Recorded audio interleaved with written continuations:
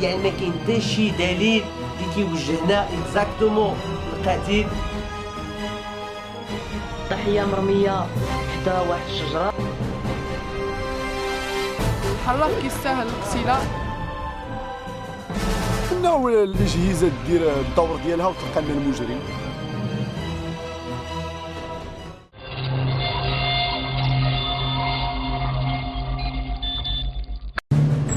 جواب اخرى كتقول ما كاينش شي جريمه كامله.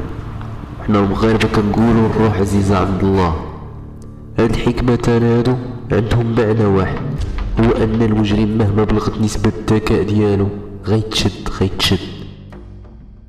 نية في مدرسه جميله كتميز بالجو الاخوي والحميمي بين الطلبه ديالها، وهي على عكس العديد من المدارس المغربيه مستوى الامن مرتفع فيها بزاف. لكن كيجي شي نهار من شي عام اللي كيتبزق فيه هنا المعهد وكتجرح روحو.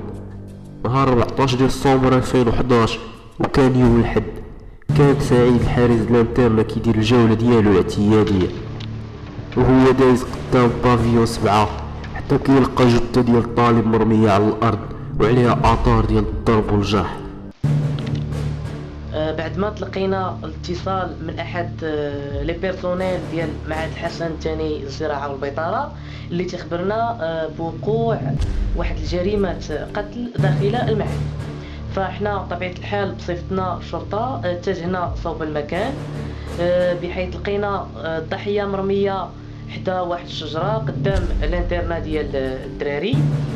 الحالة اللي لقينا فيها الضحية أنها استنزفات الدماء ديالها كاملة، بما أدى إلى الوفاة ديال الضحية هذه قبل ما تجي الإسعاف.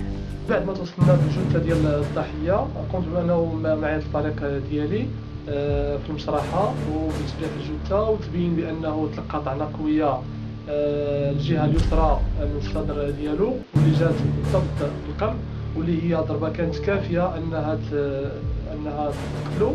ولكن التشريح أيضا تبين بأن قبل ما يتلقى الطعنة في القلب ديالو كانت هناك مشدات قوية، واللي تبينات من خلال الخدوش اللي كانت على الضحية سواء في العنق تاعو أو الوجه تاعو، زائد الضربة كانت كسر في الرجل ديالو اليمنى، اللي تبين بأن الضحية دخل في عنف كبير مع القاتل ديالو، ولكن في الاخر استسلم من خلال الضربه اللي تلقاها في القلب واللي ادت للوفاه ديالو.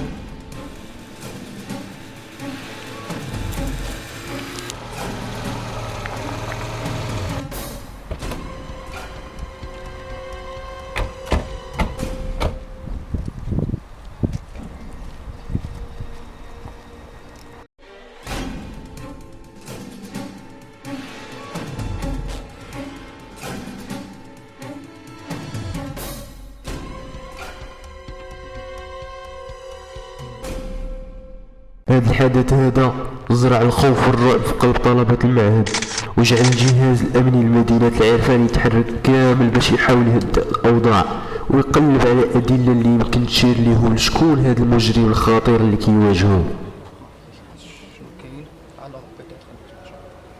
نقول لكم استغربنا من هذه الجريمه ديال القتل، جريمه غريبه، ولكن صراحه شخصيا انا ما كنعرفش هاد الطالبه اللي تعرضت لهذه الجريمه وكنتعاطف معها شيئا ما، لكن كنتعاطف اكثر مع المجرم حيت هذاك النوع اللي ما تيبانش وما تيصحاش صراحه تيستحق، ونتمناو الاجهزه دير الدور ديالها وتلقى لنا المجرم.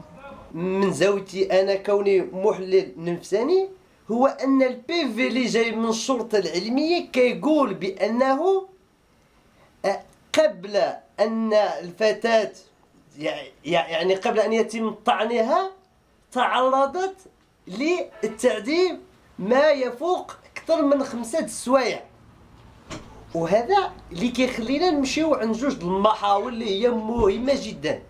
يا إما الفتاة عندها شي سر اللي كيخلي يعني القاتل يقتلها، ولا غيخلينا نمشيو في المحور أن هناك ظاهرة اجتماعية مهمة جدا في المعهد.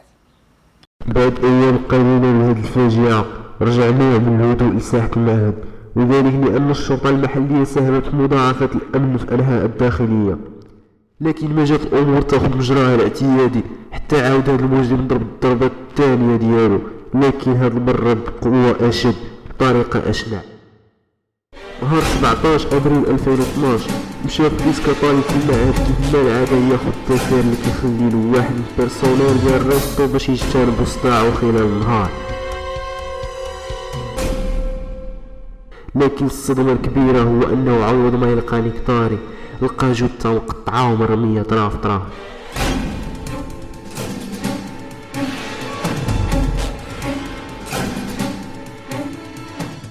الليلة تلقينا اتصال في الصباح الباكر على الساعة 6 صباحا.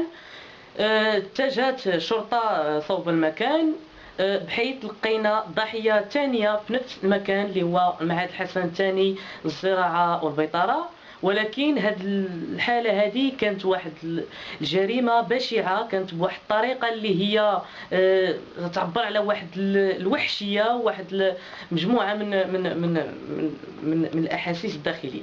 المهم فاش اتجهنا صوب المكان لقينا بأن الضحية كانت مقطعة طراف، لكن اللي ثار الانتباه ديالنا هو ان هاد الضحيه هذه كانت في واحد المجموعه من الاكياس بلاستيكيه سوداء اللي كانت في البلاصه اللي حدا الريستو. المره الثانيه كنتلقاو اوامر من الضابطه القضائيه هنايا في الرباط باش نتحول على المكان اللي هو مره اخرى معهد الحسن الثاني للزراعه والبيطره باش نمشيو نحضروا على مسرح الجريمه قتل جديده. وصلنا لمسرح الجريمه وتقريبا اللي قالوا لنا الطلبه هي حدا لا ريستوراسيون. كانت هناك واحد لابروبيل اللي مرمين فيها الاجزاء ديال الضحيه في اكياس بلاستيكيه سوداء. خدينا الجثه وديناها للمختبر، وبعد التحاليل والتشريح تبينا بان الجثه مقطعه بطريقه احترافيه، طريقه تقنيه جدا، حيث ان المجرم كان بعد قتل الضحيه كان كيقطع الاجزاء ديال الجسم المفاصل ديالها بطريقه احترافيه. ولاحظنا ايضا بان جميع الاطراف ديال الجسم مرميه في القمامه، وتبينا بان الجريمه وقعت ما بين الساعه 11 و 12 ديال الليل. البي في اللي جانا من الشرطه العلميه كيقول بان الجريمه قطعت الى اجزاء بطريقه احترافيه. هذا يدل على ان القاتل ذو احترافيه في المجال، واكثر من هذا الشرطه العلميه تؤكد انه استعمل سلاح يستعمل في الجراحه، يعني في لا شيروجي. وهناك معطى ايضا باننا في معهد اللي كيدرسوا فيه طلبه بياطره، وبالتالي يمكننا نستنتجوا استنتاجات من هذه النقطه.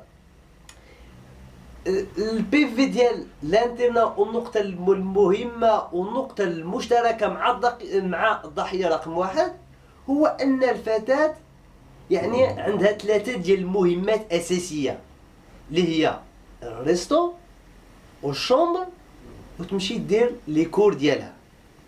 يعني في هذا لو بوين بحال مع الضحيه الاولى اللي غيخلينا نمشيو بعيد في التحقيق ديالنا.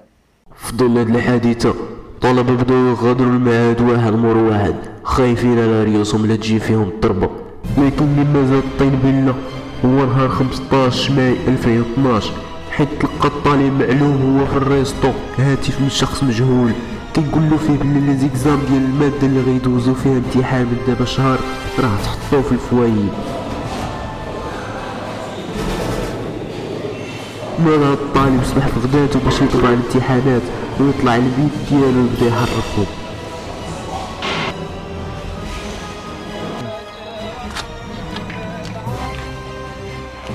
وهذه كانت اخر مرة تشاف فيها الاخير على قيد الحياة.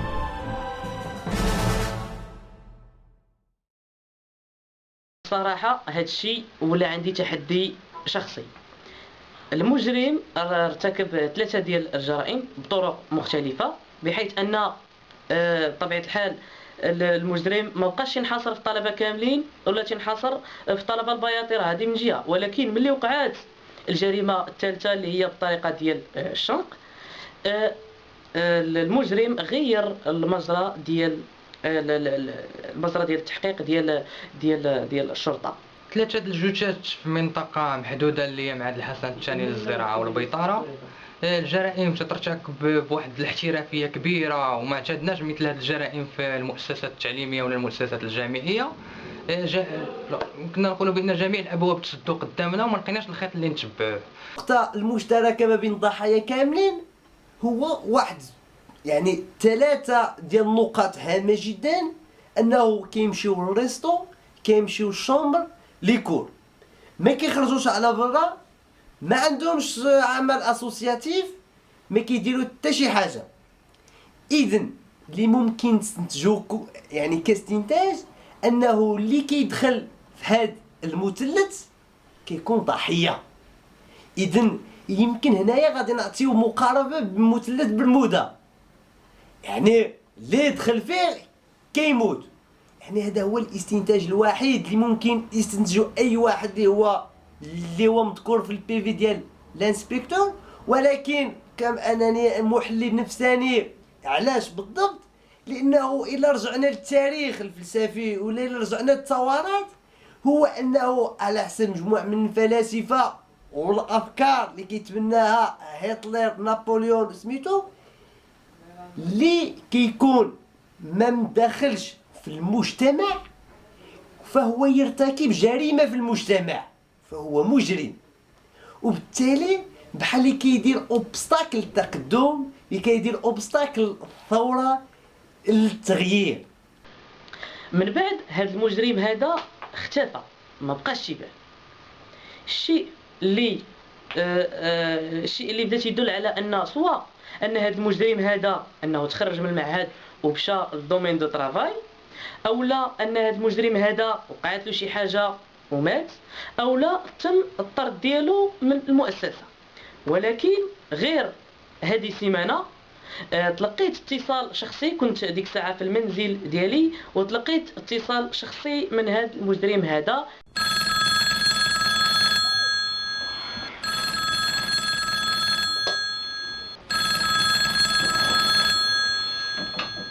الو، شكون؟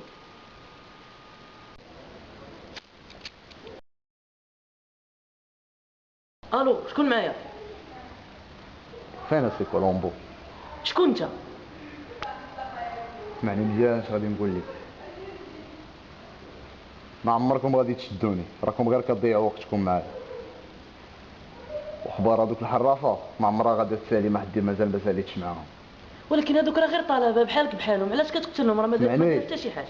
اسمعني نقول لك، كنت عارف شنو كيديروا معنا ايام التجمعات العامه، ولا فاش نكونوا كناضلوا غادي تعذرني السي كولومبو.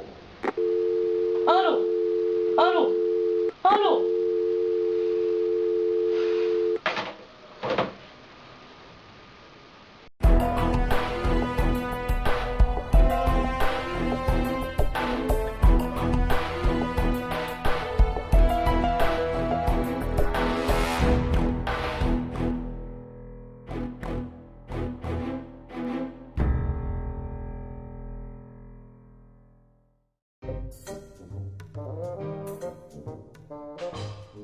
اللي كتقتل راهم طلبه بحالك، ما عندهم حتى شي ذنب.